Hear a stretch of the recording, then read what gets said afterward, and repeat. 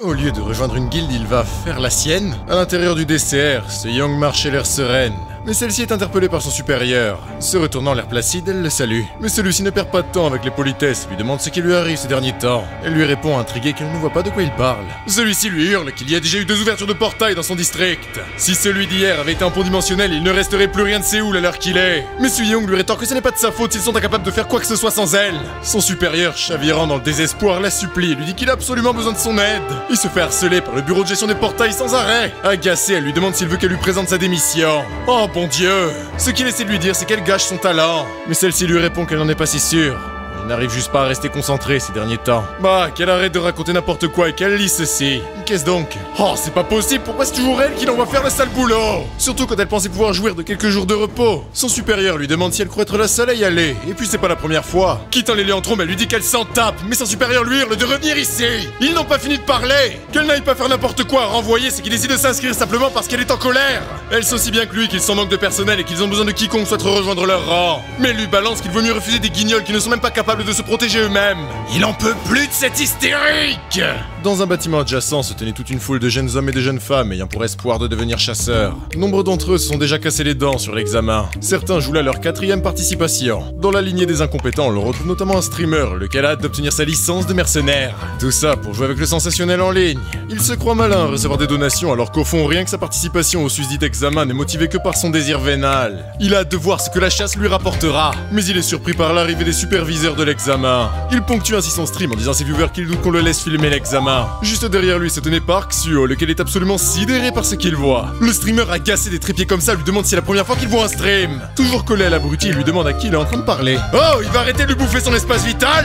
On respire plus ici. Oh, en plus il est rigolo. Oui, c'est bien, va voir ailleurs s'il y est. Sincères salutations à tous les participants de l'examen. Il est le commandant Kim Yong-so. Il sera leur superviseur en chef pour les 3 prochains jours. Sous ses ordres sont là 21 superviseurs, lesquels décideront s'ils ont en eux ce qui est nécessaire pour réussir l'examen. Dans la foule, tout le monde est plutôt sur la même longueur d'onde, alors qu'ils espèrent être assignés à un bon superviseur. Certains reconnaissent du monde parmi ces derniers, s'il y en a qui font visiblement envie, d'autres remarquent que la sorcière est là elle aussi. Elle a rejeté la moitié de ce qui lui avait été assigné la dernière fois. Le commandant continue et leur dit qu'ils ont tous un ticket avec un numéro inscrit dessus qui leur a été assigné quand ils sont arrivés. Ils vont s'en servir pour les assigner à leurs superviseurs respectifs.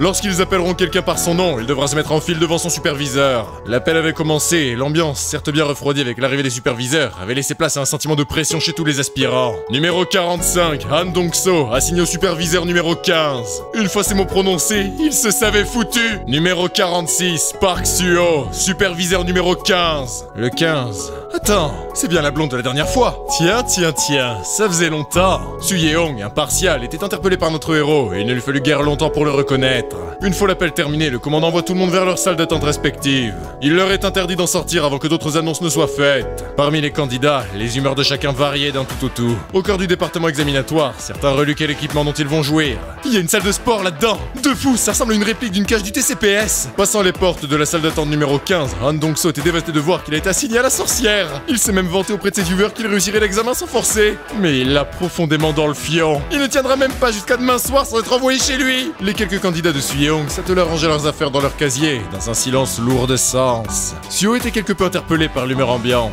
Une fois chaussé, il demanda donc So pourquoi il tire une telle tronche. Il y a à peine une demi-heure, ils étaient tous extatiques. Celui-ci relève la tête en se demandant qui peut bien l'emmerder comme ça.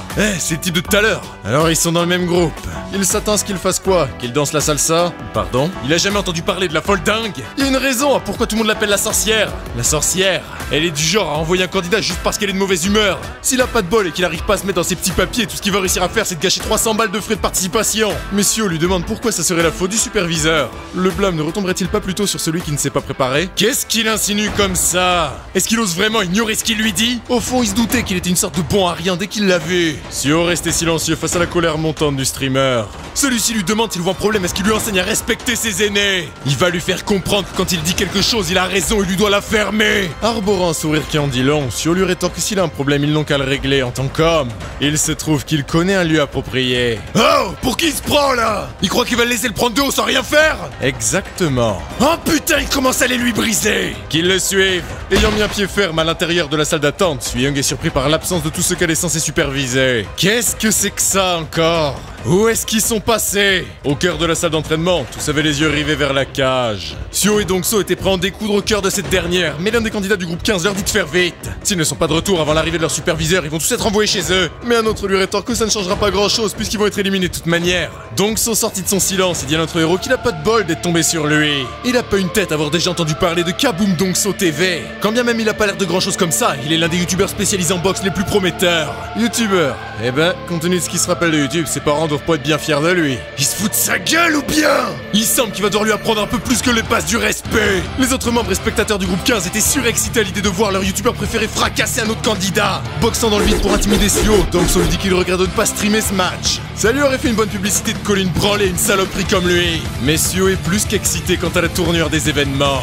Il va bien s'amuser. Prêt à combattre, Dongso lui bugle de ne pas lui demander de payer ses frais de santé une fois qu'il l'aura poutré. À peine son algar a terminé qu'il se rua vers notre héros. Il compte bien le fracasser. Stop!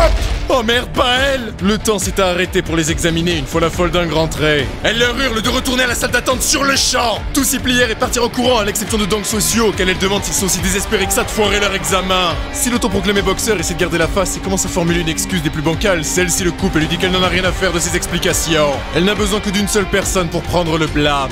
Dongso lui demande ce qu'elle entend par là. Celui d'entre eux qui perd leur petit combat dégage de l'examen. Ah, bah oui, il le savait déjà, elle est tarée. Mais derrière lui, son adversaire s'approchait. Dongso l'a bien remarqué et lui aussi reprit son sérieux. Suo avançait calmement d'un air impitoyable. Dongso lui dit d'un air aussi confiant que hautain qu'il n'aura que lui-même à blâmer après qu'il se soit fait éclater. Mais Suo relève la tête et lui dit qu'il est désolé de devoir lui infliger cela. Qu'il ferme sa gueule et qu'il retourne chez lui. Mais alors que le boxeur lâcha son coup, Suo avait vite riposté de sa plus belle droite. Le coup était si puissant que Dongso vacille avant de s'écraser au sol, inconscient. Su Yeong n'arrive pas à croire ce qu'elle vient de voir. Park Suo avait récupéré un sourire digne d'une confiance absolue. Sa superviseure reconnaît bien là celui qu'elle a vu sortir de la faille. Depuis ce jour, elle a une sensation de malaise qui ne part pas. Cette sensation, elle sait très bien ce que c'est. C'est celle que l'on a quand on croise un irrégulier. Une fois sortie de la cage, Suo lui demande pourquoi elle est ailleurs. Celle-ci revient elle-même et reste silencieuse alors que son visage témoigne de son caractère intraitable. Il lui demande si elle aussi veut l'affronter. Si c'est le cas, elle n'a qu'à monter sur le ring. La sévérité avait laissé place à la colère alors qu'elle lui demande de répéter. Notre héros continue et lui dit qu'il y mettra une condition. S'il gagne et qu'elle ne disqualifie pas ce type. Ouais, je le savais déjà, il est taré. Laissant son sabre en dehors du ring, la superviseure Su Yeong et Suo étaient prêts à combattre. Celle-ci demande à notre héros s'il est bien un irrégulier. Celui-ci lui demande de quoi il s'agit. Elle lui dira s'il ne crève pas. Suo sentait bien que le niveau de danger n'est pas le même que contre Dongso. Quand bien même il sut éviter le coup de Su Yeong alors que celle-ci se replace, il sut bloquer sa combinaison de la paume de sa main. Tenu à une position défensive, il part tant bien que mal les coups que décoche Su Yeong. Celle-ci ponctuée assène son assise sur le combat d'un puissant coup de genou dans la tête de Suo. Celui-ci demeurait tout de même parfaitement confiant et vit la reprise arriver. Alors que Su Yeong s'apprêtait à lâcher une nouvelle attaque, elle lui dit que s'il gagne, elle lui accordera un souhait en plus de sa requête. Le coup était parti et avait propulsé en l'air Suo. Cela dit, sa superviseure sentait qu'il y a quelque chose d'anormal. Il lui cache quelque chose. Une fois retombée au sol, celle-ci eut la surprise de ne plus le voir. Mais à peine les yeux relevés qu'elle le vit s'étant accroché sur le grillage de la cage. Wow! Il ne s'attendait pas à ce qu'elle soit aussi forte. Celle-ci ne revient pas qu'elle ait réussi à tout encaisser comme si de rien n'était. Mais qu'importe, celle-ci repart avec une nouvelle technique, laquelle se dirige droit vers Suo. Cette fois, c'est terminé. Mais avant que son coup de pied ne puisse toucher le grillage, notre héros sauta et retomba misérablement au sol. Cette opportunité, elle compte bien la saisir. Mais la fin de l'échec de sa chute permet à notre héros d'esquiver une nouvelle fois l'enchaînement de sa superviseure, laquelle n'en a pas terminé, enchaîne sur une série de coups de poing alors que notre héros est de retour en position défensive. Celui-ci ne bégaye pas et encaisse les coups un à un. Mais il est interpellé par une variante de Suo qui le pousse à bloquer de son coup d'une nouvelle offensive. La confiance de l'institutrice l'avait poussé à négliger de potentielles ripostes, et ce moment notre héros l'a confectionné dès le premier coup de poing la sorcière, laquelle encaisse sa droite dans l'abdomen de sa riposte. Cependant, elle n'est pas une chasseuse d'élite pour rien et se matérialise un bouclier au dernier moment. Mais qui a dit qu'un misérable bouclier suffirait à mettre un terme au cauchemar Park Suo? Celui-ci n'avait servi à rien et Su Yeong fut propulsé plusieurs mètres en arrière. Retombant habilement au sol, il ne restait rien d'autre que des traces d'énergie de son bouclier. Le doute s'était emparé d'elle alors que c'est au tour de Park Suo de prendre l'offensive. S'étant relevé, Su Yeong ne revient pas de ce qu'elle voit. Il va enfin s'amuser. Plus de doute possible, c'est bien irrégulier. En tout cas, ça la rassure, elle ne s'était pas trompée quant à cette sensation qu'elle ressent. Soudain, l'engouement de Suo se dissipa brutalement. Freinant sa course, il s'arrêta face à la paume de sa superviseure, laquelle lui dit qu'elle abandonne. Sio lui demande pourquoi. Le combat commençait à peine à devenir intéressant. Celle-ci lui répond que ces lieux sont trop petits pour qu'elle puisse utiliser ses talents. Elle lui propose de reprendre ce combat dans un endroit plus approprié à l'occasion. Tout cela est bien dommage. Qu'ils lui disent quel est son souhait. Après tout, un pari est un pari. Sio lui demande s'il y a beaucoup de femmes aussi fortes qu'elle sur Terre. Su-Young lui répond qu'elle ne peut pas dire qu'il y en ait tant que ça. Dans ce cas, il l'a choisi elle, qu'elle fasse des enfants avec lui. Sio mangea la plus belle tartasse de Su-Yeong. Mais c'est arrivé au même moment, donc Seo se demande pourquoi Sio s'est mangé une claque. Mais plus important, pourquoi est-ce qu'il gît par terre comme une merde? À peine relevé qu'il voit la superviseure insulter notre héros de gros porc. Alors là, va savoir ce qui s'est passé. Par contre, sa tête lui fait mal. Est-ce qu'il se serait fait one shot? En tout cas, il se doute bien qu'il a perdu. Plus qu'à rentrer chez lui et dire qu'il a perdu 300 balles sans même s'essayer à l'examen. Quelle honte. Mais à peine la tête baissée qu'il a releva pour une colère qu'il avait quittée après le coup de Sio. Il lui demande les larmes aux yeux s'il est content maintenant qu'il est disqualifié. Mais Sio lui répond tout sourire qu'il ne l'est pas. Comment ça? Au fond de la salle, une caméra de surveillance espionnait la petite scène. Derrière celle-ci, le commandant ne pouvait croire ce qu'il vit. Choi Su-Yeong a perdu. De retour à la salle d'entraînement, Sio dit à Dong So qu'ils n'ont pas de temps à perdre et qu'ils doivent retourner à la salle d'attente. Celui-ci l'interpelle et lui demande d'attendre. Il faut qu'il lui explique un truc, mais comment ça il est pas disqualifié? Il a simplement demandé à ce qu'elle revienne sur sa décision. Quoi? Mais alors pourquoi elle a été giflée? Ça ne le regarde pas. Comment ça? Attends une seconde. Est-ce que ce serait à cause de lui? Il aurait convaincu la sorcière de revenir sur sa décision et elle aurait accepté en échange d'une claque? Ce type, c'est un homme, un vrai. Merci frérot. Qu'il l'attende, il vient avec lui. Mais à peine eurent-ils le temps de mettre les pieds dans le couloir qu'un haut-parleur ordonne au candidat numéro 46 Park Seo de se rendre immédiatement au bureau des superviseurs. Donc So lui demande si ça ne serait pas lui. Ouais, c'est bien lui. Dans le bureau, notre héros faisait face au commandant Kim Yong-so. Le premier lui demande pourquoi il l'a appelé. Celui-ci lui dit qu'avant tout, il doit lui dire que leur conversation est enregistrée. Mais bref, il se trouve qu'il a vu son petit combat avec la superviseure Choi Se-yeong. Il va sans dire qu'il n'a pas été laissé de marbre par sa victoire contre un éveillé de rang B. Il est un irrégulier, n'est-ce pas? C'est la deuxième fois qu'il entend cette question, mais personne ne lui a dit c'est qu'un irrégulier. Et il semble que personne ne l'a informé à propos des bonds dimensionnels. Pour faire simple, ceci connecte la Terre à d'autres planètes. Il va lui en faire la liste. La première est Aruka, elle est celle des elfes et des nains. La Terre et Aruka sont en bon terme, mais il arrive qu'ils fassent du commerce entre eux en plus d'échanges à but culturel. Les terriens qui en sont revenus ont ramené avec eux la maîtrise du talent lié à la magie et à la création d'artefacts, lesquels sont communément enseignés désormais. La deuxième planète se nomme Gucheon, elle est habitée par des mamons et des maîtres d'arts martiaux. Les deux espèces se disputent perpétuellement le règne sur cette planète. Quant à la position de la Terre vis-à-vis de ce conflit, elle est alliée des artistes martiaux, et de facto les mamons sont ennemis des terriens. La troisième et dernière planète se nomme Midour. Là-bas règnent des orques bellicistes. Cette planète est un véritable enfer, et à chaque fois qu'un portail s'ouvre entre Midour et la Terre, l'on peut s'attendre à une guerre totale. Les rares terriens qui ont réussi à revenir de cette maudite planète disposent de formidables talents et font partie de l'élite des chasseurs. Leur prouesse en combat excède celle des éveillés, d'où leur dénomination d'irréguliers. Sio répond au commandant que tout cela est bien compliqué. Cependant, il est sûr d'une chose, il ne vient d'aucune de ces trois planètes. Le commandant est perplexe face à ce que Sio lui dit. S'il ne vient d'aucun de ces trois endroits, ça voudrait dire qu'il est simplement un rapatrié des plus basiques. Cependant, ça ne fait pas le moindre sens. Jamais un rapatrié de donjon de rang F ne serait capable de vaincre un éveillé de rang B. Yong-so lui demande ainsi de quelle planète il revient. Sio lui dit qu'il a déjà tout raconté en détail au chauve à son retour, mais il va répéter son histoire une nouvelle fois. Il a vécu avec des loups pendant un millénaire, et bah c'est tout. Le commandant lui dit qu'il comprend. Il le remercie d'avoir partagé son histoire. Il peut disposer et retourner à la salle d'attente. Une fois la porte fermée, le militaire en profita pour en perdre de son impassibilité. Cette histoire, il l'a déjà entendue, mais de constater qu'elle pourrait être vraie est purement incroyable. Un moment plus tard, un autre militaire pénétra à l'intérieur du bureau. Celui-ci s'annonce comme étant le sergent Kim Sang-chik. On lui a transmis qu'il l'a appelé, et Yong-so lui répond que c'est bien le cas. Il aimerait qu'il prenne le poste de superviseur numéro 15. Sauf son respect, mais la capitaine Choi Se-yeong n'est-elle pas déjà signée à ce poste? Elle a fui les queues entre les jambes. Elle a fui, mais qu'en est-il de la raison? Yong-so préférait ne pas rentrer dans les détails. Pour faire simple, il souhaite qu'il supervise, en particulier le candidat numéro 46 Park Seo, et qu'il lui transmette un rapport détaillé une fois l'examen terminé. Une fois de plus, les haut-parleurs du département examinatoire s'animèrent. Que tous les candidats enfilent leur tenue d'entraînement extérieure et qu'ils se regroupent au terrain d'entraînement. Le groupe numéro 15, nouvellement soudé, était déjà prêt. Au terrain d'entraînement, l'on ordonne aux candidats de se ranger en file indienne. Au poste du numéro 15, un homme avait pris la place de la sorcière. La surprise de Dong So rejoignit celle de Seo, là où leurs camarades étaient ravis de l'avoir dégagé. Le superviseur numéro 15 salue les candidats et se présente. Il est le sergent Kim Sang-chik et il sera chargé de les superviser à partir de maintenant. Les standards minimums pour la journée sont 9 secondes au 100 mètres et 1 heure au tétradécathlon. Ça ne devrait pas être difficile, n'est-ce pas? Si donc soit avait récupéré un semblant de confiance, à l'arrière, l'un des candidats signale au superviseur que tous les talents des éveillés ne sont pas nécessairement des améliorations physiques. L'une des filles du groupe 15 venait de boucler le 100 mètres, cependant. 13 secondes, disqualifiée. Celle-ci s'énerve auprès du sergent et lui dit que ça n'est pas normal. Les soigneurs devraient avoir un examen physique plus facile que les autres normalement. Est-ce que Bouboule s'imagine que les monstres vont ralentir sous prétexte qu'elle est soigneuse? Dehors, retournez retourne au McDo. Candidat numéro 45, Han Dong-so, en position. Oui, monsieur. 9 secondes, ça va être du gâteau pour lui. Mais à l'arrière, tout le monde pensait que réussir une telle prouesse relève du miracle, alors pour le tétradécathlon, n'en parlons pas. Dong-so dit à son frérot qu'ils se retrouveront au round suivant. Suo acquiesce d'un sourire approbateur. C'est parti, cours à toute allure. 8 secondes, ça passe. Candidat numéro 46, Park Suo, en position. Celui-ci se prépara à ravager l'examen. Aussi sérieux que confiant, il reste imperturbable face aux encouragements de Dong-so. Mais avant que le sergent ne donne le départ, il trafiqua quelque chose sur ses lunettes. Partez! L'examen venait d'être purifié par les performances de Park Suo. Dong-so n'en revenait pas. Le sergent lui-même n'en avait pas les mots. La performance avait laissé tous les candidats muis par une telle vitesse. Et une fois les examens physiques terminés, il ne fallut guère longtemps pour que le commandant Young-so reçoive un appel. De l'autre côté du téléphone, le sergent Kim confia à son supérieur que l'examen physique du candidat Park Suo s'annonce déjà comme purement hors du commun. Il lui a envoyé une vidéo, à lui d'en juger. Le superviseur en chef lui demande quid des journalistes. Se retournant en leur direction, le sergent Kim lui dit qu'ils sont tous ahuris. Un nouveau coup de fil avait été passé. Décroche une belle femme. Madame Kim Miso, directrice du bureau des rapatriés. De l'autre côté du fil, le commandant Kim Yong-so la salue, mais faisant fi des politesses, celui-ci lui dit qu'il lui a envoyé quelques vidéos d'un certain Park Suo. Elle doit les regarder immédiatement. Alors toujours au téléphone, sa réaction était celle à laquelle le commandant s'attendait. L'homme de main de Madame Miso lui rappelle que le commandant Kim Yong-so a le pouvoir de détecter les mensonges. Ils peuvent ainsi en déduire que le chasseur de rêve Park Suo dit la vérité, et uniquement la vérité lors de son entrevue avec le docteur Kim Jung-ok. Personne n'aurait jamais imaginé qu'une telle chose soit possible. Elle-même ne peut s'amener à admettre que ce qui a été créé dans le rapport du docteur soit la réalité. Passer d'un rang F détraqué à un irrégulier plus fort qu'un éveillé de rang B, ça voudrait dire qu'il vient d'une 4e planète.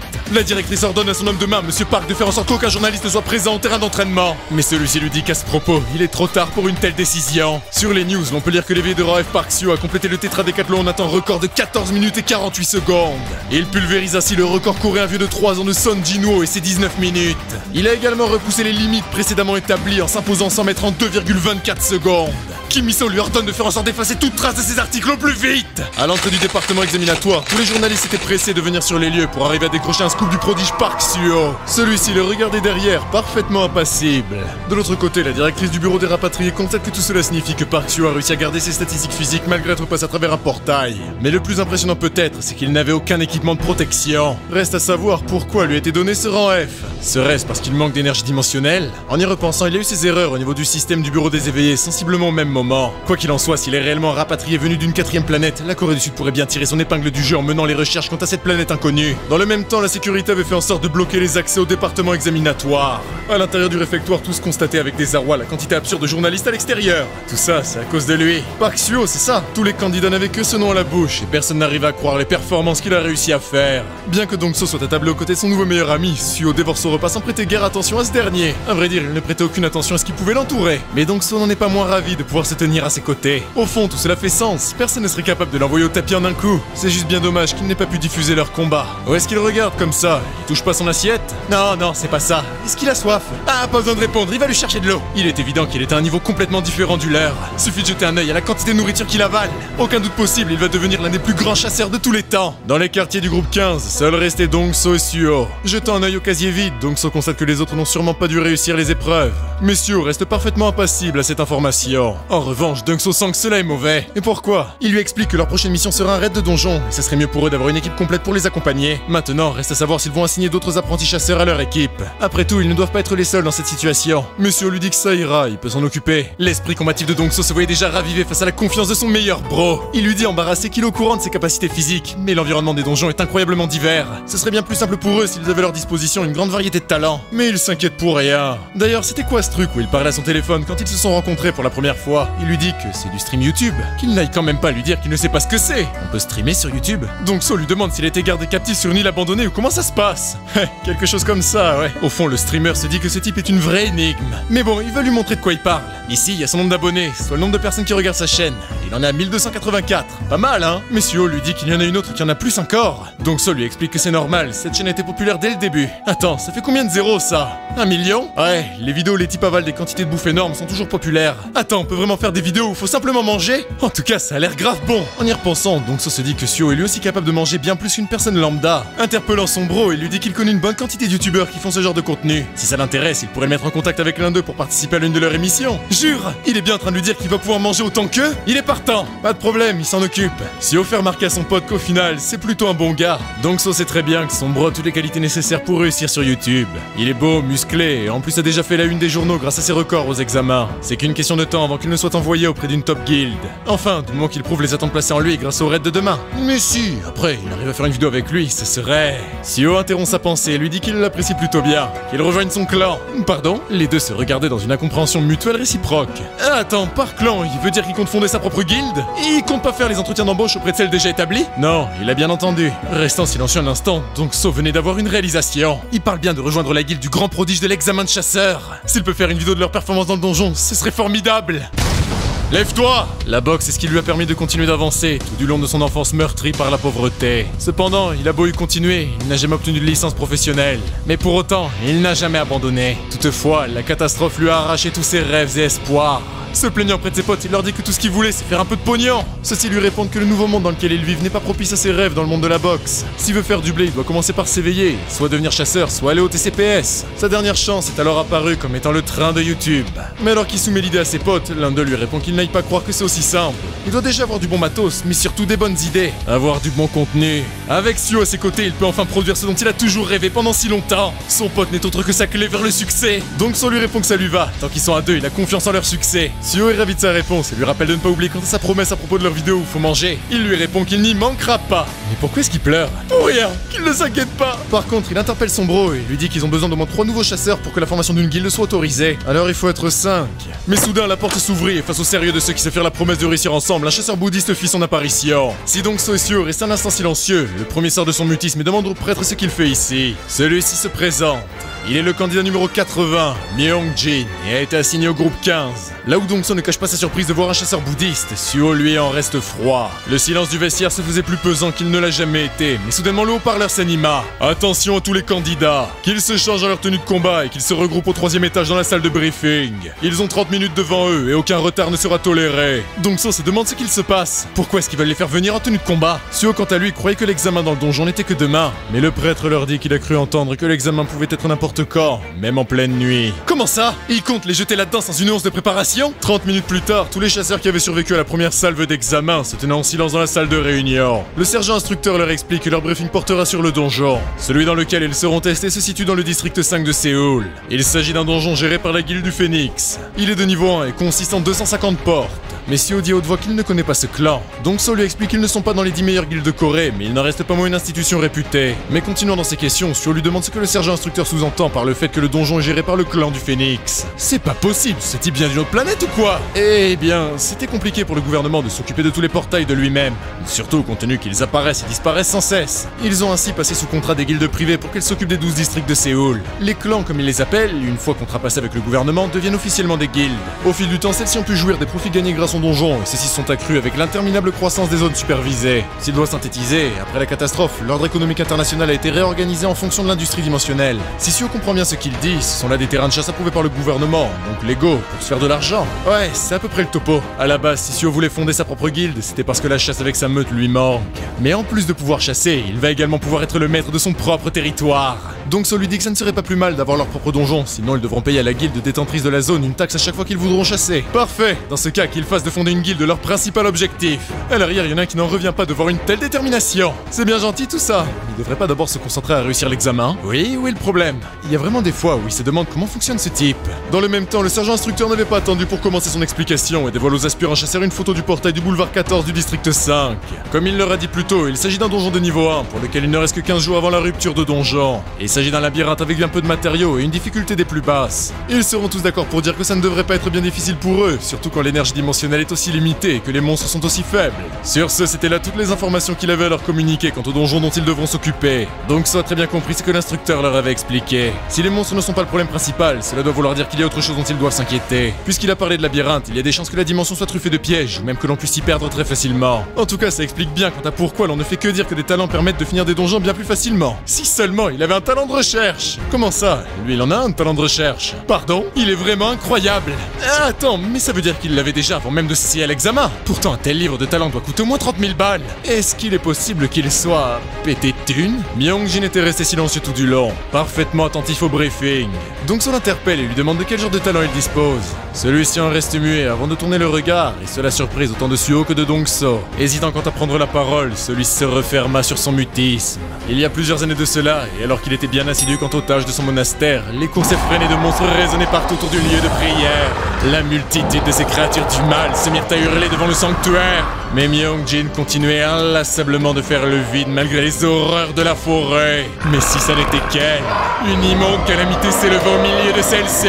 Myung-Jin l'avait bien entendu, mais il continuait sa méditation. Les créatures se mirent à charger en direction du temple, suivi de la colossale immondice. Gung-Seo, l'un des prêtres du temple, interpelle Myung-Jin et lui ordonne d'arrêter. Mais celui qui vénère Bouddha du plus profond de son âme demande à son ami dans la foi ce qu'il fait à cette heure-là. Mais celui-ci ne se perd pas dans de longues explications et lui dit qu'ils doivent évacuer les lieux le plus vite possible. Cependant, le regard de Myung-Jin baigna dans une vision venue tout droit des enfers. Derrière Gung-Seo, une créature comptait bien assouvir ses plus noires pulsions. À peine le prêtre retourné que ce fut déjà trop tard. Ce souvenir qui revint au chasseur bouddhiste. L'angoisse associée. Celle-ci fut si forte qu'il ne fut en mesure de dire le moindre mot à ses collègues, lesquels se demandent s'il va mal. Le sergent instructeur confie à tous les chasseurs que le briefing est terminé. Ils vont désormais se rendre avec leur groupe en direction du donjon, accompagnés de leur superviseur. Il leur souhaite bon courage à tous et espère les revoir à la fin de la mission. La légion de bus était mise en route, là où le portail était supervisé par un hélicoptère. Les soldats gardant l'entrée ordonnent à tous les apprentis chasseurs de se réveiller. S'ils ne font pas attention, ils ne s'en sortiront pas vivants. Le superviseur du groupe 15 demande à son petit groupe s'ils sont prêts. Dès le moment où ils seront entrés dans le donjon, qu'ils fassent comme s'il n'est pas là et qu'ils s'occupent de leur mission. À ce propos, qu'ils n'oublient pas que l'un d'eux peut toujours rater l'examen si ses poids sont trop bas. Donc sauf vraisemblablement très peu confiant, avait interpellé son superviseur et lui dit que, comme il peut le voir, ils sont le seul groupe composé de 3 personnes. Et si il advient qu'ils font face à quelque chose de vraiment dangereux, il viendra les aider, hein? Le superviseur Kim Sang-chi carbora un sourire à cette question et leur dit qu'ils ont déjà assez perdu de temps. S'étant mis en route, Suho demande à Dong-So pourquoi il a aussi peur. Ah non frérot, c'est pas qu'il a peur, c'est que... Enfin, voilà quoi, hein. Myung-Jin demande à Sang-Chi s'ils ont le droit d'utiliser leurs armes personnelles. Celui-ci lui répond par l'affirmative. Dong-So reste un temps intrigué par cette question, avant de se demander ce que ce prêtre leur cache comme technique. S'il compte utiliser sa propre arme, cela veut dire qu'elle est composée de matériaux dimensionnels. Mais en obtenir une avant l'examen est tout sauf monnaie courante. Une fois le groupe 14 entré, les soldats en charge de la répartition des portes du donjon invitent le groupe 15 à avancer et à pénétrer au cœur de la porte 175. Radieux comme jamais, Sang-Chi leur dit qu'ils vont enfin pouvoir s'amuser un peu. Suho, Dong-So et Myung-Jin étaient tous aussi déterminés les uns que les autres. Les 3 aspirants chasseurs comptaient bien venir à bout de cette mission. Une fois à l'intérieur du labyrinthe, leur détermination se mêlait avec leur sérieux. Cependant, Dong-So n'en est pas moins nerveux. Voyant que Suho ne les avait pas attendus, il lui hurle de faire attention à ce qui l'entoure. Mais se coupant la parole lui-même, il a bien compris que d'avoir crié ainsi, il vient de se prendre une déduction d'1 point. Autant de bruit peut attirer les monstres, il aurait dû commencer par sécuriser la zone d'entrée. Cependant, son cri avait bel et bien attiré un monstre et celui-ci comptait faire regretter à l'intrusion son entrée en son domaine. Mais posant sa main sur le crâne du squelette, celui qui s'était tué un millénaire au cœur de l'enfer renvoya le macabé d'où il vient. Il ne restait rien de la créature. Dong-So est ravi qu'au final le bruit qu'il a pu faire ait pu leur permettre de se débarrasser d'une créature qui comptait les prendre en embuscade. Il se rapproche en courant dessus en lui demandant s'il a bel et bien utilisé son talent de recherche, parce que sinon... Mais celui qui l'a interpellé se retourne. Le bruit du faux pas de Myung-Jin était synonyme de l'activation d'un piège du labyrinthe. L'engrenage d'une machine de la mort s'était mis en route à la surprise de Myung-Jin et Dong-So. Ce dernier a bien compris ce dont il s'agit alors que des flèches furent décochées en leur direction. Cependant, c'était l'heure pour le prêtre d'intervenir. Et il sait pertinemment ce qu'il a à faire. Qu'il se rappelle du jour du massacre. Des missiles balistiques furent lancés en la direction de l'infamie qui comptait ravager leur temple. Les prêtres encore vivants se démenaient tous pour survivre. Mais l'un d'eux, en larmes, pleurait la mort de son ami Gung-Seo. Tout cela, c'est à cause de son talent. C'est de sa faute. Il est désolé. Que Bouddha lui pardonne. L'offensive de celui-ci fera comprendre au donjon qui sont les maîtres de ces lieux. Attaque de la pleine lune. L'assaut du donjon fut nullifié face à la maîtrise de la lance de Myung-Jin. Donc se remarque qu'il avait raison de croire que le prêtre n'est pas un aspirant aventurier ordinaire. Mais ce fut à son tour de mettre le pied sur l'un des pièges du donjon. Sous les pieds des 3 aspirants chasseurs, une trappe s'ouvrait. Et le donjon n'attendit guère pour ponctuer le piège par la fermeture du sarcophage. Le silence régnait à l'entrée du labyrinthe alors que le superviseur avait été séparé de ses élèves. À l'étage inférieur, Myongjin et Suho constatent qu'ils sont prisonniers. Mais de son côté, Dongso râle d'être mal retombé sur les gravats. Eh ben, avec cette erreur, il peut dire adieu à son rêve de devenir un chasseur. Mais à l'étage supérieur, l'on pouvait entendre courir dans les coursives. Dongso l'a lui aussi entendu. Mais pas que, ce sont aussi des cris qui résonnent tout autour d'eux. S'ils veulent son avis, ils ont attiré tous les monstres de ce foutu labyrinthe. Myongjin s'en excuse. L'une des conséquences de son talent n'est autre que d'aggro les monstres environnants et c'est sur une grande portée. Attends, comment ça, une aggro longue portée? Mais Suho n'en est pas moins satisfait. Il n'avait aucunement envie d'aller courir après les monstres un par un. Myongjin se demande où il veut en venir. Mais soudain Suho bondit d'une force qui fait imploser le sol. À la surprise autant de Myongjin que de Dongso, Suho était de retour au premier étage. Celui-ci interpelle le bouddhiste et lui dit qu'il l'aime bien. Est-ce qu'il veut rejoindre sa guilde?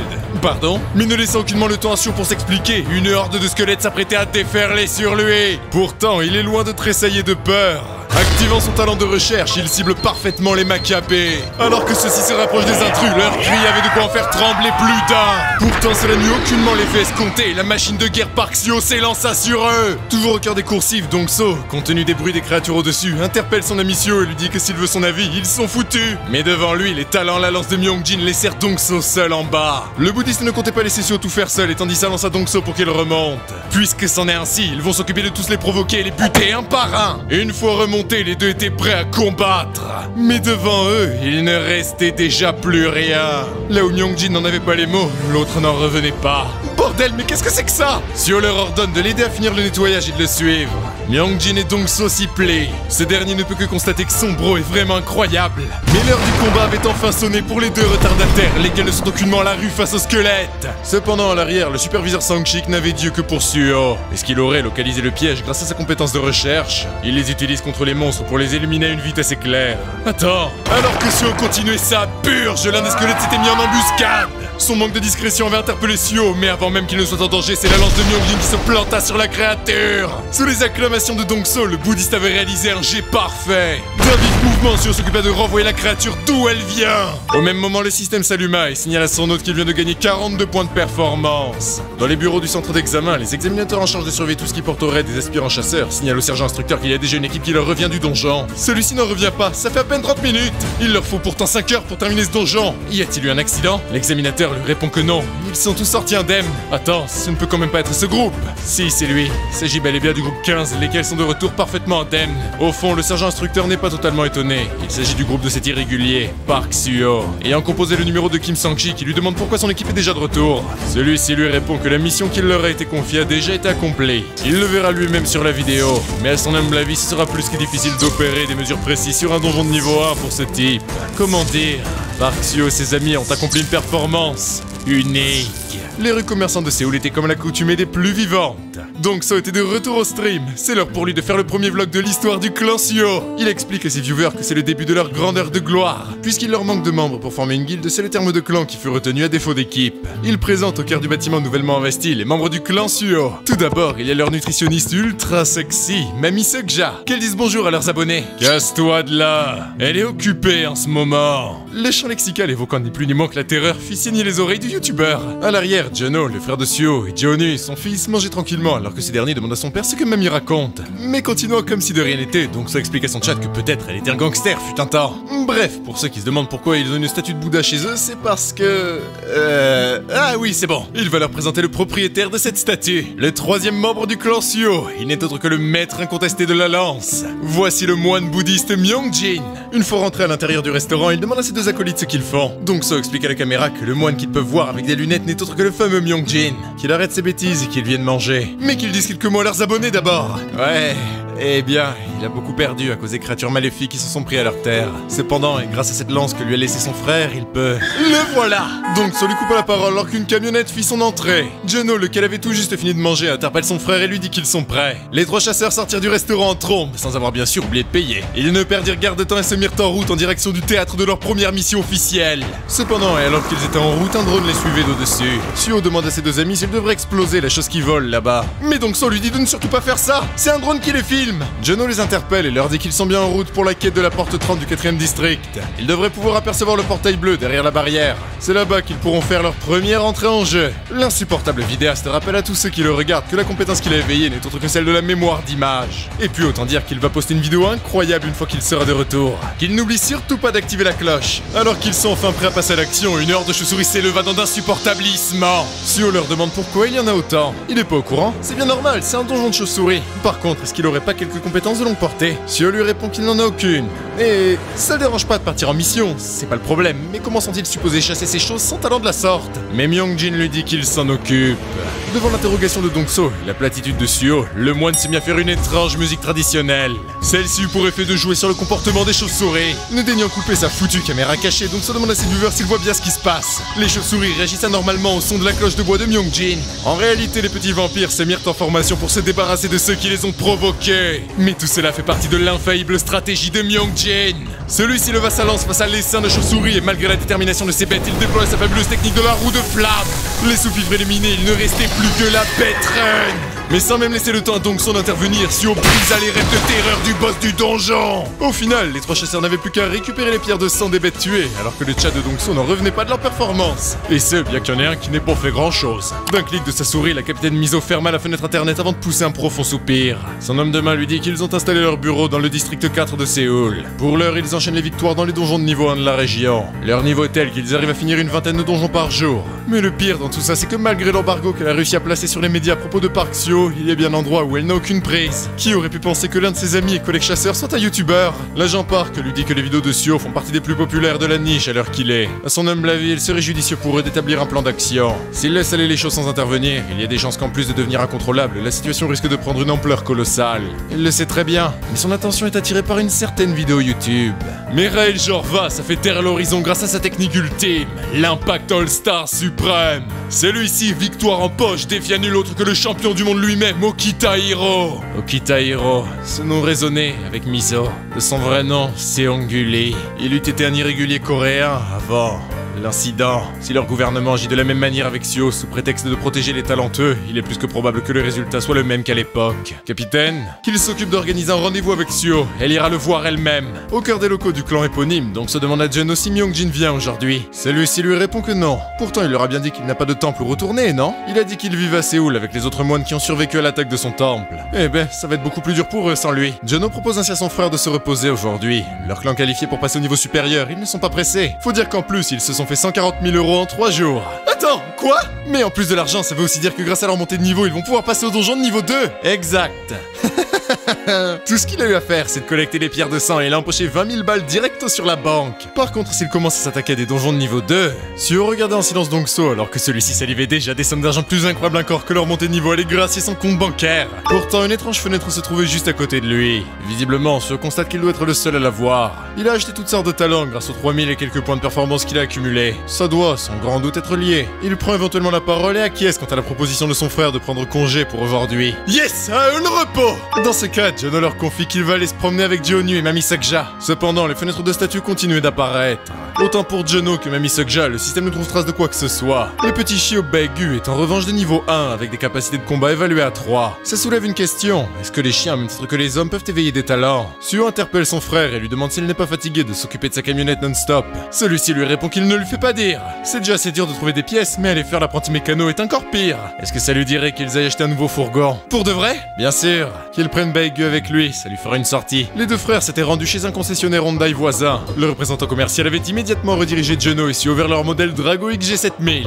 Juno le reconnaît immédiatement, c'est le modèle le plus prisé des chasseurs. Le vendeur leur explique que ce modèle ne tourne pas à l'essence, mais aux pierres de sang. Il est actuellement listé pour 80 000 €. Suo demande à son frère si ce modèle lui plaît. Bien sûr! Dans ce cas, ils vont le prendre. Ils paieront cash. Il ne leur fallut guère longtemps pour essayer ce modèle dans les quartiers ravagés de Séoul.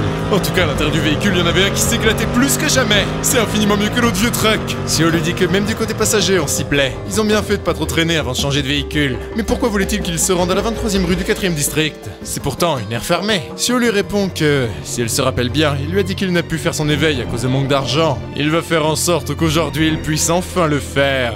Comment ça? Une fois le véhicule garé, le temps allait pour se gâter au milieu de l'air désolé. Juno avait le palpitant plafond alors que Baegu commençait à grogner. Alors lui aussi, il sent cette odeur pestilentielle.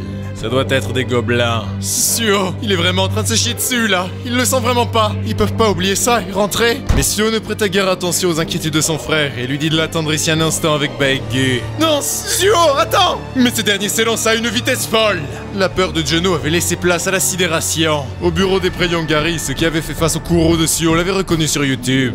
L'une des enflures dit à son patron qu'il a fait son trou récemment sur le net, sur la chaîne d'un certain Han Dong-so. Le problème, c'est que c'est impossible pour eux de déterminer ses capacités de combat du fait qu'ils sont un irrégulier. Tchè, si c'est le cas, ça ne sert à rien d'user des services d'un tueur à gages. Ouais, peut-être, mais ils ne peuvent pas rester ici à rien faire. Qu'il lui amène une liste des types auxquels il prête du pognon dans le district 4. Une seconde, est-ce qu'il a pensé Monsieur Choi? Oh oui, c'est pas con ça. La dernière fois, il s'est occupé d'éliminer 6 types qui ne remboursaient pas leurs dettes. Ça ne lui posera aucun problème de se débarrasser de l'autre Park Suo. Qu'il l'appelle et qu'il lui dise qu'ils paieront le prix qu'il désire. L'orage se prépare à claquer au-dessus de la capitale coréenne. Peu après, le ciel s'éventrait. La pauvre Mamie Seokja s'est dit qu'il faudra qu'elle refasse tourner la machine une fois rentrée. Mais subitement, une Toyota noire s'arrête à son niveau. Celle-ci n'était guère inquiète, bien que curieuse. Sortie de la voiture, Madame Miso, accompagnée d'autres fonctionnaires. Celle-ci lui demande si elle est bien Madame Lee Seokja. Oui, c'est elle. Il est son du DCR et aimerait s'entretenir avec Monsieur Park Suo. À cette requête, la vieille femme en resta muette.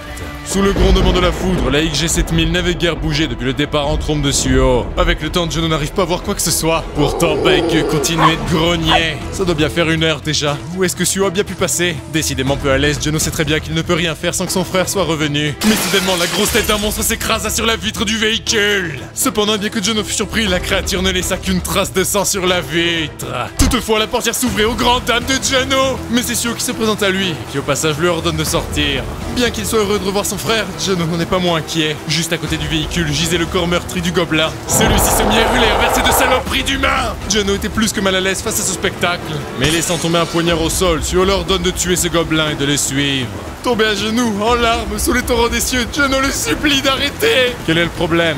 Il écoute juste un instant. Est-ce qu'il a réellement besoin de faire son éveil? Il ne survivra pas s'il reste un faible.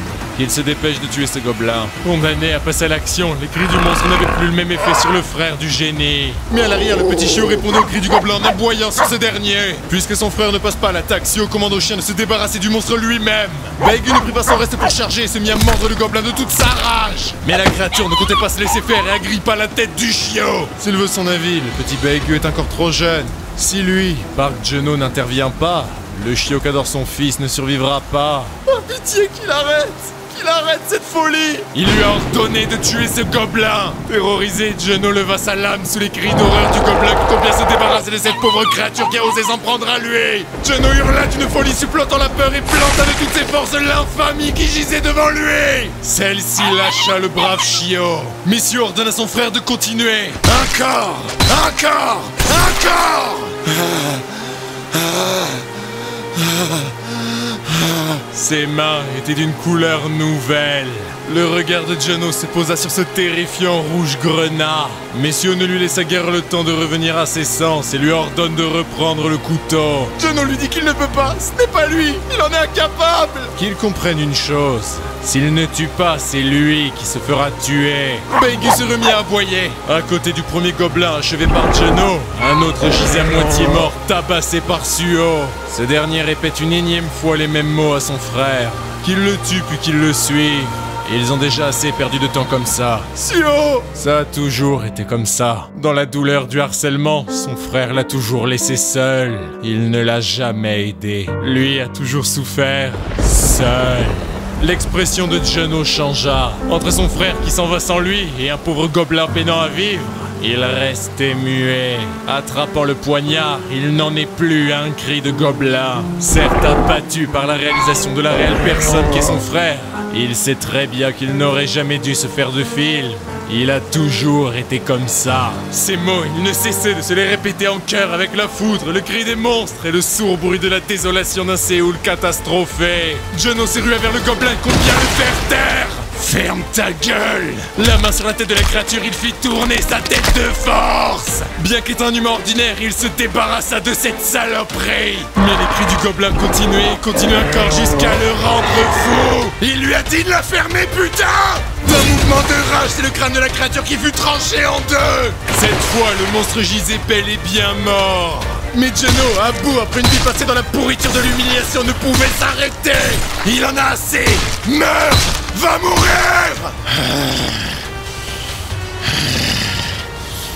Le massacre terminé, il fallut attendre un éclair pour que le plaisir de la rébellion contre sa propre histoire laisse le malsain sourire de Jono dévoiler la plus pure des insanités. Cependant, un autre gobelin blessé se releva, mais le bruit et le temps des pas dans les flaques d'eau ne passèrent pas inaperçus. Là où la bête se jeta sur Jono, celui-ci la regardait de haut. Tombant tous les deux la renverse et les coups de tonnerre croisés, la rage d'une créature assouvissant ses pulsions face à celui qui entrevoyait une noirceur aussi sordide que cynique s'éveillait en lui. La folle colère de la bête goûta au poignard droit dans sa mâchoire. Puisque lui et tous les pourris de son espèce n'ont pas compris, il va le répéter. Ferme ta gueule et va crever! Marchant enfin dans les pas de son frère, Jono est obsédé par cette sensation visqueuse entre ses mains lorsqu'il tranche de la chair. Arrêtez! Qu'ils aient pitié! De la pitié! Que des conneries! Sous les yeux de Suo, son frère venait enfin de s'éveiller. C'est une classe de boucher qui est apparue sur sa fenêtre de statue. Un boucher, c'est mignon. Les classes sont souvent liées à une pratique prédatant l'éveil. Est-ce qu'il aurait travaillé dans un abattoir par le passé? Restant un temps silencieux, la réponse de Jono fut lourde de sous-entendus. Non, jamais. Qu'il monte ici. Il arrive. Il lui a préparé de quoi l'amuser encore un peu. Au cœur de la centrale du DCR, Suo était venu accompagné de son frère, imbibé de sang des gobelins qu'il a massacrés. La secrétaire, quelque peu embarrassée, leur demande comment elle pourrait les aider. Son frère vient de faire son éveil.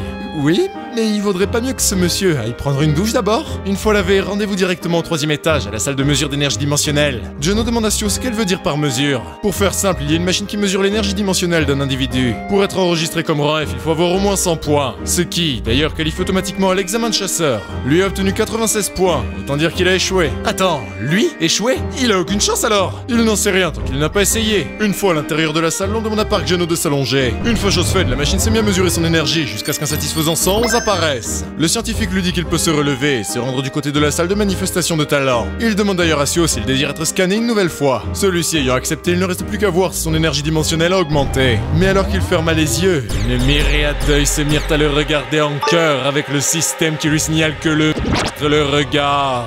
Ces informations étaient enregistrées dans le... Alors que Suo ouvre subitement les yeux, la machine révéla bien plus correcte 189 que son précédent 96. Cependant, il ne restait pas moins perdu de ce qu'il vit. Le scientifique lui dit d'un air tout à fait normal que son taux de croissance est véritablement exceptionnel. À son avis, il ne va pas tarder à passer au rang E. Mais Suo ne perd guère de temps dans les réjouissances et lui demande qui a créé cette machine.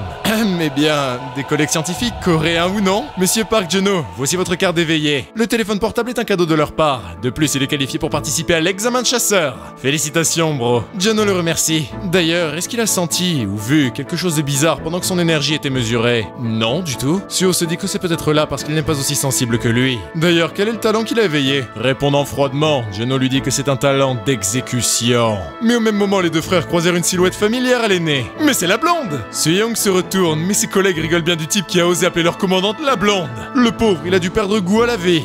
Mais attends, c'est bien le fameux Park Suo! Celui-ci s'excuse auprès de Young de ce qu'il a pu lui dire la dernière fois. Il a toujours pas repris l'habitude de parler avec des personnes civilisées, mais celle-ci l'interrompt et lui dit de ne plus y penser. Qu'il fasse juste en sorte qu'ils ne se recroisent plus jamais à l'avenir. Compris? Les hommes de main de la commandante Young rigolaient bien de voir Suo se faire rejeter comme ça. Cela dit, Suo en resta silencieux. Mais Young l'avait toujours en travers de la gorge. Quelle enflure! Il est désolé de ce qu'il lui a dit. Elle lui en foutra de ses excuses. Cependant, les collègues de la capitaine continuaient de la chambrer. Il y a quelque chose entre eux, il peut le sentir. Capitaine, c'est pour bientôt le mariage? Oh, ils ont pas fini comme ça? C'est bien dommage, son tempérament serait parfait comme marraine de la meute. Dans le même temps, au locaux du clan Suo, Madame Miso trinquait avec son hôte, Mamie Sekja. Y a pas à dire, cette liqueur de fraise est phénoménale. La tenancière des lieux complimente son invité pour sa capacité à tenir l'alcool. Son mari a fait cette liqueur il y a bien 10 ans avant qu'il ne les quitte. Miso lui présente ses condoléances avant d'en remettre une couche sur ses foutus monstres. Mamie Sekja lui dit qu'elle apprécie la manière qu'elle a de parler. Par contre, elle doit la féliciter, cette soupe de poisson est vraiment délicieuse. Ça fait bien longtemps qu'elle n'a pas eu le plaisir de manger d'aussi bons plats. Cependant, Monsieur Park Suo semble être bien en retard. Quand on parle du loup, Suo était tout juste de retour, accompagné de Jono. Jono sortit de l'arrière-salle et a couru près de son père et de son chien. Il lui demande pourquoi il est rentré aussi tard. Mais Jono lui dit que ça n'est rien. Plus important, est-ce qu'il s'est bien amusé aujourd'hui? Dans le même temps, Miso salue Suo. Ouais, vous êtes? Le système lui révéla son nom, elle est Madame Kim Miso. Mais plus important, son rang et son niveau joint sont de A2, soit plus haut encore que Choi Sui-Yeong. Elle se présente formellement. Elle est la capitaine Madame Kim Miso du DCR, directrice de l'équipe du management. Et qu'est-ce qui l'amène ici? Il va droit au but. Elle est là pour passer un contrat avec lui. Un contrat, exactement. Par hasard, sait-il ce qu'est le titre officiel d'un rapatrié? Non, du tout. Un être harmonieux. Comment ça? Lorsqu'il est retourné sur Terre, il est bien arrivé à travers un portail cramoisi, non? Ouais, il était rouge. Être revenu à travers un tel portail suffit pour confirmer que les prérequis sont remplis, confirmant l'harmonisation de l'être. En somme, cela permet le retour sain et sauf d'un rapatrié, ce qui est ainsi un signe de succès. C'est bien, mais quel est le rapport? Ce même portail duquel il vient, il va réapparaître comme pont dimensionnel, lequel permettra aux deux côtés de se visiter. Et où ça? Miso pointe à la réponse du doigt. L'incompréhension était reine, et Sio ne semblait guère comprendre où le capitaine voulait en venir. Celle-ci lui explique qu'il apparaît proche de l'être harmonieux qui en est revenu. Restant pensif quant à ses explications, Sio se demande si cela signifie qu'il pourrait revoir ses vieux amis. Miso continue et lui explique qu'au DCR, l'on pense qu'il vient d'une 4e planète, pour l'heure inconnue. Si leur supposition s'avère correcte, la Corée pourrait devenir le premier et unique pays avec un accès à cette dernière. Il comprend où elle veut en venir, mais quand est-ce que le portail est censé apparaître? Dans un délai de 99 jours après le retour du rapatrié. Et que veulent-ils de lui? Simplement qu'il ne quitte pas le territoire coréen tant que le portail n'est pas apparu. Et pourquoi pas? Elle va être cash. Ils veulent qu'il devienne le nouveau Seonggu Lee. Seonggu qui? Elle devine qu'il n'a jamais entendu parler de l'incident éponyme. Il est aujourd'hui le chasseur numéro 1 du globe, Okita Hiro de son nouveau nom. Cependant, il est en réalité coréen et s'appelle Seonggu Lee. Et qu'est-ce qu'il s'est passé? Peu après la catastrophe, le gouvernement emprisonnait et gardait captifs les rapatriés sous le prétexte de les protéger. À vrai dire, il n'y avait que trop peu d'informations sur eux à l'époque. Cependant, et quand bien même Seonggu était un rapatrié de rang D, le département de confinement ne fut pas en mesure de le garder captif. En plus de la déception qu'il a ressentie quant à la manière dont son propre pays l'a traité, il fut peu de temps après approché par le Japon. Il est la raison derrière l'ouverture du portail vers la planète Hades qui survint en plein cœur de Tokyo. Elle ne pense pas se tromper si elle dit qu'il est au courant à propos de l'industrie d'énergie dimensionnelle. Si le portail vers cette 4e planète s'ouvre alors qu'il est à l'étranger, la Corée perdrait très gros. Il en comprend désormais la raison. Et que gagne-t-il en échange de sa présence continue sur le territoire? Elle attend ses conditions. Alors qu'un pas se fit furtif dans la salle à manger, Sio lui demande de promouvoir son clan au statut officiel de guilde. Également qu'elle et ses collègues leur donnent à lui et ses amis une aire strictement réservée. Donc ceux qui avaient eu le malheur de tomber sur leur conversation n'en revenaient pas. Miso lui demande s'il a besoin d'autre chose. Ils peuvent faire un effort supplémentaire. Oui, à ce propos, il a oublié de lui demander quelque chose d'important. Elle l'écoute.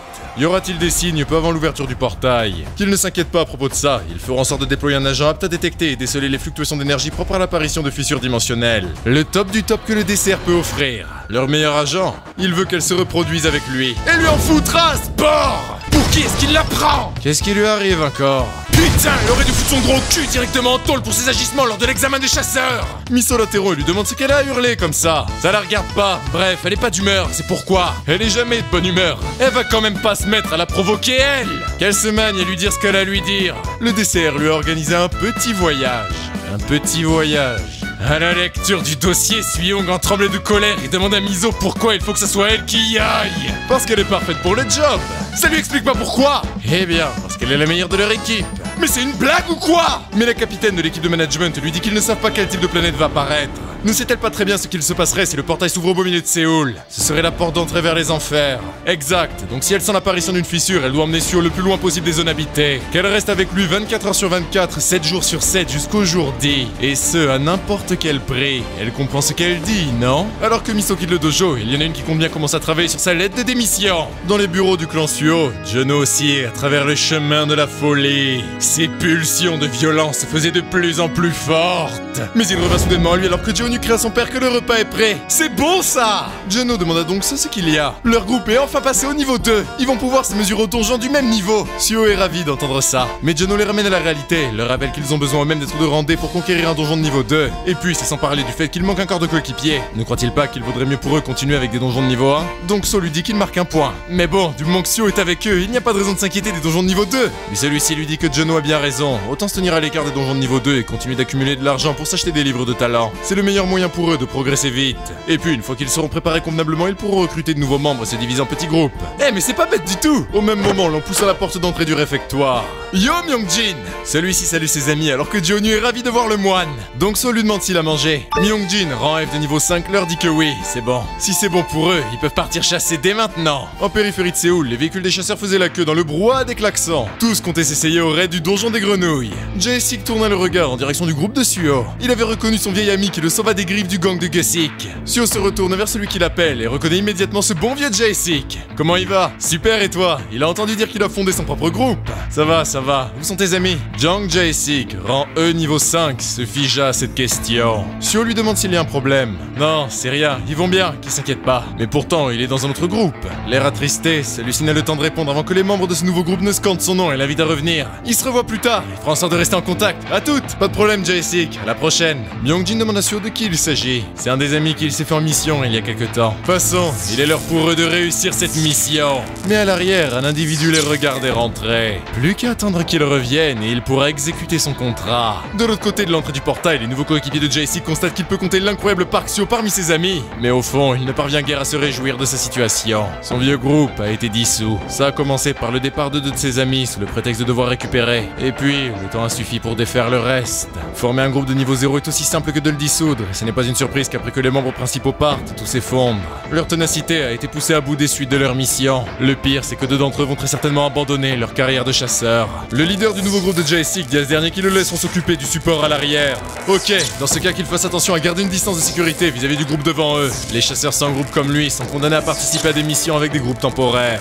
Néanmoins, il reste confiant quant au fait qu'un jour il trouvera les personnes avec lesquelles il restera en continuant ainsi. Il recommencera encore et encore jusqu'à ce que ce jour se présente. Filant à travers les rues de Séoul, Suyong était parti en mission. Celle-ci crut pouvoir aller à la rencontre de Sio et de son groupe dans leurs locaux, mais elle rata ces derniers de peu. Grâce à son casque connecté à son téléphone, elle confie à Miso qu'ils sont déjà partis en mission. Celle-ci lui répond qu'elle va lui transmettre ses coordonnées. Bien reçu. Alors qu'elle mit le pied à l'accélérateur, les chasseurs du clan Sio faisaient de même à l'intérieur du donjon des grenouilles. Le talent de la charte du dragon avait fait un ravage dans les rangs d'armées de grenouilles et de crapauds. Donc So présente à ses abonnés le formidable talent obtenu grâce à un livre de Myongjin. Mais il se retourne vers le boucher Park Jeno, le frère de Sio qui a récemment réussi son éveil. Il est toujours calme comme la pluie, mais une fois le couteau à la main, il devient plus enragé que l'orage. Enfin, lui aussi a mis la main sur un nouveau talent grâce à un livre, la traque. Alors que Jeno s'est déchaîné sur un pauvre crapaud baveux, donc So lui hurle dans son dos. Mais celui-ci ne se laissera pas avoir aussi simplement. D'un sublime mouvement, il plante à Salamuse à de l'élan du crapaud pour le trancher en deux. Pouvoir assouvir ses pulsions sous cette douche de sang lui arrache un sourire. Donc So l'avait bien remarqué. Ce type est en train d'apprécier ce carnage. À l'arrière, Sio les observait se jouer de ce donjon et de ses amphibiens. Ils n'ont même pas besoin de lui. Mais au loin, une puissante explosion retentit. Un chasseur fut l'infernal grondement qu'il lâcha sur les crapauds. Mais ceux-ci encore en vie comptaient bien se débarrasser de lui. Jaesik, tenu au support à l'arrière, fut pris dans l'explosion. Celui-ci retomba au sol avant de cracher du sang. C'est ridicule. Il pensait à quoi quand il a balancé la bombe de feu sur lui? L'un des membres du groupe temporaire de Jaesik fut surpris par la langue d'un crapaud avant de se faire engloutir par ce dernier, là où un autre hurlait à l'aide. Ce ne sera pas aujourd'hui qu'il trouvera son groupe. Repensant Sio et ses amis, il se doit d'admettre qu'il est envieux. Mais alors qu'il se relève dans la douleur et toujours prêt à combattre, il sait très bien qu'il n'accepterait pas un épéiste de rang E comme lui. Sortant du donjon, le clan Sio a certes encaissé quelques coups, mais les visages radieux des chasseurs témoignaient de leur performance. C'est parfait. Sio leur dit que compte tenu de leur performance, ils pourront se séparer en deux groupes pour accomplir plus de quêtes. Mais au même moment, l'homme qui vit le groupe de Sio entrer dans le donjon aborde ce dernier. Messieurs, félicitations pour ce raid. Et qui êtes-vous? Oh, il s'excuse, il a oublié de se présenter. Il s'appelle Choi Myonggu. Il est membre du bureau de directeur de la guilde BDG. Sauf erreur de sa part, ils sont dans le top 20 des guildes coréennes et ce sont eux qui possèdent le portail duquel ils viennent. Et qu'est-ce qui amène une personne comme lui à venir les voir? Eh bien, ils ont la chance d'avoir un groupe aussi prometteur que le leur qui opère dans le même district qu'eux. Ils voulaient leur faire un petit cadeau. Un cadeau? En quel honneur? Il a cru comprendre qu'ils sont récemment passés au niveau 2. Pour les féliciter, il souhaiterait les inviter à participer à un donjon de niveau 2 aux frais de la maison. Donc So exulte! Ce serait incroyable! Ça coûte plus de 10 000 € en temps normal! Alors, ça les tente d'y faire un saut? Il peut les y amener si ça les tente. Mais Jeno dit autant aux représentants de la guilde BDG qu'à ses camarades qu'il vaudrait mieux qu'ils se préparent avant. Cependant, Monsieur Myonggu leur dit que ça n'est pas nécessaire, ça devrait être une promenade de santé pour eux. Et puis, s'il faut, ils peuvent leur prêter les équipements nécessaires. Donc So lui dit que ça serait génial, et puis avec Sio, ils n'ont rien à craindre. Mais celui-ci le reprend et leur dit de retourner s'essayer à des donjons de niveau 1. Ils doivent continuer d'améliorer leur travail d'équipe. Il va s'occuper de ce donjon de niveau 2 seul, ce sera plus rapide ainsi. Myonggu retint un rire à ses mots. Ça ne pose aucun problème pour le reste de son groupe. Bref, le représentant invite Sio à le suivre, ils vont s'y rendre en voiture. Traversant les rues désolées du district 4, Myonggu confirme à son gestionnaire qu'il veut utiliser le portail 47. Pas de problème, il lui prépare l'entrée. Sio lui fait remarquer qu'il ne vaut aucun chasseur. Ça fait un peu vide, hein? Le portail est nouveau, il s'est récemment occupé de préparer les lieux en vue de son ouverture officielle. Quand il a entendu parler de leur groupe et de sa rapide montée de niveau, il s'est dit qu'il ferait les parfaits chasseurs pour essayer leur donjon. N'empêche, il en fait beaucoup pour des petits chasseurs comme eux. Eh bien, s'il doit être franc, il apprécierait nouer de bonnes relations avec des chasseurs prometteurs. Et puis, il se doute bien que ça les arrange s'ils continuent de visiter leur donjon. Sio lui dit qu'il apprécie l'intention, et il préfère les donjons moins éloignés de leurs locaux. Il ne leur fallut guère longtemps pour qu'ils soient enfin arrivés à l'entrée du portail 47. Myung demande à son employé chargé du portail sur place si tout est bon. Celui-ci lui répond que tout est en place. Le gestionnaire confie un sac à Suo, lequel contient un plan d'attaque et un kit de survie. Celui-ci les remercie et leur dit qu'il les invitera à manger une fois de retour. Avec plaisir, ils l'attendront ici. Au courage! Suo activa sa tenue de protection. Il compte bien venir à bout de ce donjon aussi vite que possible. Une fois complètement paré, il est l'heure pour lui de gracier ce donjon de ses prodiges. Myung arbora un sourire, synonyme de réussite. Mais ces réjouissances furent interrompues par le vrombissement de la moto de Suyeong. Celui-ci se demande de quoi il s'agit. La chasseuse fonctionnaire arrive à hauteur de celui-ci et demande à ce dernier si c'est bien Park Suo qui rentre à l'intérieur du portail. Oui, et vous êtes? Elle fait partie de son groupe, elle y va aussi. Mais pas de problème. La veille, Myung-gu expliquait les détails du contrat qu'il a signé avec l'un de ses employés. C'est 2 millions USD par tête pour l'exécution du contrat. Mais ils n'ont pas été mandatés pour un assassinat, alors pourquoi c'est autant? Manipuler la réalité n'est pas bien difficile, mais ils prennent pas mal de risques compte tenu de la popularité de Park Suo. En tout cas, ça leur fera pas mal de pognon directement dans leur poche. Suyeong se présenta au portail et devant la force de celui-ci, sa tenue ne s'en sortira pas indemne. Plutôt, elle put retrouver les autres membres du clan Suo, mais alors qu'elle leur a demandé où se trouvait le dit Suo, ceux-ci lui répondirent en chœur qu'il est parti avec l'un des membres du bureau de directeur de la guilde BDG, Monsieur Myung. Une fois la route reprise, Suyeong explique à Miso qu'il n'est pas avec son groupe, il est parti en direction d'un autre portail. Celle-ci lui répond d'y aller et de le suivre à l'intérieur. Pourquoi devrait-elle y aller? Miso aimerait qu'elle observe ses compétences de combat et qu'elle lui en fasse un rapport. Mais qu'est-ce qu'elle pourrait bien voir de substance dans un donjon de niveau 2?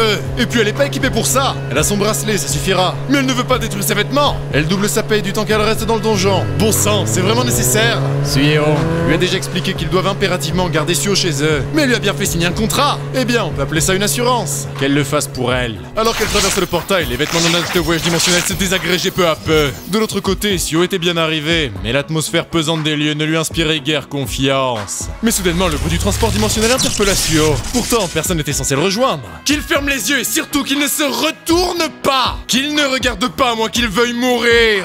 Suyeong avait activé son bracelet, lequel déploie une tenue de combat sur son corps. Elle aurait dû lui demander de tripler la paye. Mais à peine eut-elle ouvert les yeux qu'elle vit Suo et son regard rivés sur elle. Elle lui a pourtant dit de pas se retourner, sale pervers. Non mais, il est cool son bracelet, il fait inventaire aussi. Choi Suyeong, Rambé niveau 8, lui demande ce qu'il a vu.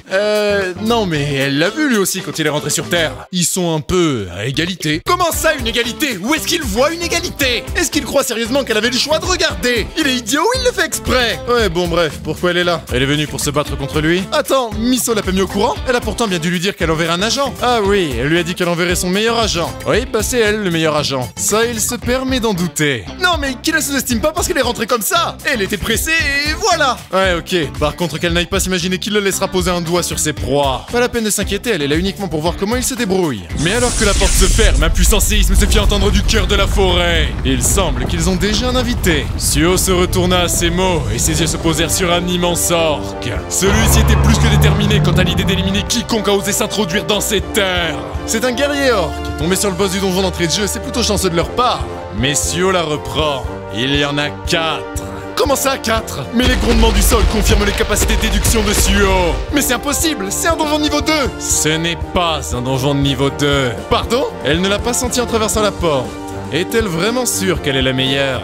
Non, mais c'est à cause de la protection du bracelet. Ouais, bon, passons. Surtout qu'elle ne touche pas à ses proies. Étant restée sur la touche, Suyeong fut surprise par l'impact résultant du départ en trompe de Suo.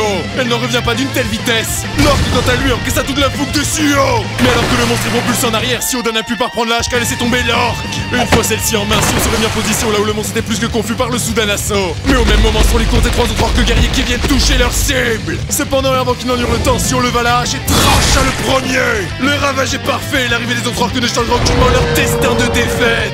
Suo jeta l'âge d'une confiance inégalable. Le sang éclaboussa l'infernale dimension, mais c'est au tour d'un nouvel orc de se présenter face à Suo. Mais celui-ci devrait commencer par rattraper le surhomme. Arrivé au bout de la plateforme rocheuse, Suo bondit vers les lianes. Attrapant l'une d'elles, il pouvait revivre les plus grands moments de son millénaire de captivité. L'orque l'avait perdu de vue, mais alors que Suo dansait silencieusement dans les cieux, l'orque battait la garde du regard, mais arriva la double peine.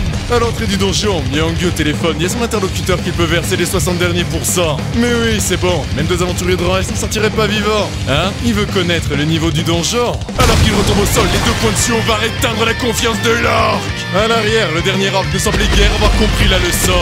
La seconde peine se ponctuera par sa fatale victoire en ce donjon. Écrasant sa lourde hache sur le pauvre humain, celui-ci esquiva d'une vitesse impossible et avant que le monstre ne puisse commencer à douter, il encaissa le coup de pied de Suo. L'orque fut réduit à bouffer la poussière et manger les murs. Suo venait d'entériner son impressionnante victoire. Le dernier grognement du monstre laissa place au silence que pouvait inspirer la branche baignant dans le sang de l'orque. Suo n'aurait pu rêver d'une dimension plus agréable. Alors qu'il tend son sac à Suyong, celle-ci se demande bien ce qu'il lui veut. Bon, elle se dépêche, ils ont des pierres de sang à récupérer. La chasseuse en resta silencieuse. Il a beau être un irrégulier, il ne devrait disposer que de l'expérience d'un rang F. Pourtant, elle ne ressent pas la moindre hésitation dans ses mouvements. Est-ce qu'il ne connaîtrait pas l'empathie? Mais alors qu'elle regarde Suo dépecer le dernier orque abattu, il y a quelque chose d'anormal. Alors qu'elle use de son talent de recherche, même les pierres de sang sont énormes ici. Suyong interpelle Suo et lui dit qu'ils ont un problème sur les bras. Ils n'ont pas de temps à perdre à récupérer des pierres de sang. Et pourquoi donc? Il a tué 4 orques dignes d'être des boss de donjon, et pourtant la porte de retour ne s'est pas ouverte. Jetant le sac au pied de Suo et lui demande s'il est au courant que ce sac est rempli de cailloux. Bon, il y a peut-être ni plan ni équipement, mais au moins ils ont de quoi mettre leurs pierres de sang. Mais il est pas possible ce type! Ce donjon est au moins de niveau 4, et s'il advient qu'il soit plus encore, il y a des chances qu'il n'arrive pas à en sortir vivant. L'espace d'un instant, Suo pesa les mots de celle qui l'accompagne. Ce type l'a piégé en lui faisant croire qu'il s'agissait d'un donjon de niveau 2 alors qu'en réalité c'est un incroyablement génialissime donjon de niveau 4. Et il a fait ça gratos. Suyong avait réussi à lui faire entendre raison et craignait l'explosion de son courroux. Monsieur Myonggu, il lui paiera un buffet à volonté. Non mais sérieusement, qu'est-ce qui tombe pas rond chez lui? Mais l'espace d'un instant, elle ressentit la pression d'un assaut. Dans son dos, un orque se jeta sur elle. Prête à combattre, elle dégaina son épée avant de se rendre compte qu'elle ne l'a pas prise avec elle. Son épée, elle l'a oubliée sur sa moto. Cependant, cette erreur qui aurait dû l'être fatale fut corrigée par l'immense Park Suo. Une nouvelle tête pouvait chanter en chœur avec les jets de sang vidant son tronc. Suyong fut prise de court tout du long et n'avait guère bougé jusqu'à l'effondrement de son assaillant. Se remettant en position, Suo était prêt à continuer. Et elle ne s'inquiète pas, il est assez fort pour qu'ils survivent tous les deux. Et ce, même s'il était plus fort avant. Comment ça, plus fort avant? Mais soudain, la sensation d'une insoutenable pression s'éprit de Suyeong. Qu'est-ce que c'est que ça? Le bruit d'une corne de guerre résonna en chœur avec les tremblements de terre et chutes d'arbres lointains. Clairvoyance! Au loin dans la forêt, une légion d'orques courait en leur direction. C'en est fini pour eux. Une armée d'orques les a encerclés et elle arrive. Apparurent au loin les orques accompagnés de la sombre figure du grand guerrier orque. Les proies se ruent d'elles-mêmes vers eux, même pas besoin de Myongjin. Si c'est pas beau ça, qu'il ne raconte pas n'importe quoi. À travers une autre ouverture vers la clairière, c'est au tour des 2 orques chevauchant des loups d'émerger des bois. Suyong sent très bien que la situation dégénère sérieusement. Oh, des loups! Mais ceux-ci arrivèrent avec tout leur désir de massacre. Qu'elle ne touche aucun de ces monstres, ils sont tous à lui, compris? Qu'il arrête de faire l'idiot, c'est vraiment pas le moment pour ça. Commençant par les chevaucheurs de loups, Suyong usa son bouclier pour parer l'offensive du premier loup, Suo esquiva par-dessous et fila vers le deuxième. Devant lui et sa suprématie, ils n'ont pas la moindre chance. Ouverture de l'inventaire. Épée. Enfin armée, c'est au tour de Suyong d'entrer en scène. Contemplant son énergie, elle révèle à ce dont elle est réellement capable. Mais malgré son élégance, l'épée de Régent ne suffit pas à trancher net le corps des orques. Ça va être beaucoup plus compliqué en l'état. Il lui a déjà ordonné de ne pas toucher à ses proies. D'un puissant coup de pied, Suo fit tomber l'orque à la renverse. Retombant après repartir la force de l'élan de Suo surprit Suyong de sa puissance. Une par une, toutes les créatures de cette dimension tombaient devant la suprématie de Suo. Continuant sa course effrénée, celui-ci s'apprêtait à faire face au plus grand ennemi de ces lieux. Cependant, sa détermination ne faiblissait guère et alors qu'il prépara son assaut, c'est pourtant lui qui encaisse le premier. Suyeong a buté au prodige de Suo, levier échoué pour la première fois. Le grand guerrier orque renvoya plus bas que terre l'être dont l'abondante confiance tomba devant la réelle domination du maître de ces lieux. Suyeong l'a bien compris, ils font face au boss du donjon. Retombant misérablement au sol, Suo se reprit. Alors c'est lui le boss. Celui-ci a scellé son hégémonie pas après pas. Suyeong de l'assaut qui doivent le faire tomber en premier. Ça, il l'a bien compris. La lame ramassée, le génie qui tomba une fois se releva est parti plus déchaîné que jamais. La vivacité de l'assaut du boss ne le surprendra pas 2 fois. Une fois son salto terminé, Suo planta la lame dans le dos du colosse. Suyong lui demande s'il est mort.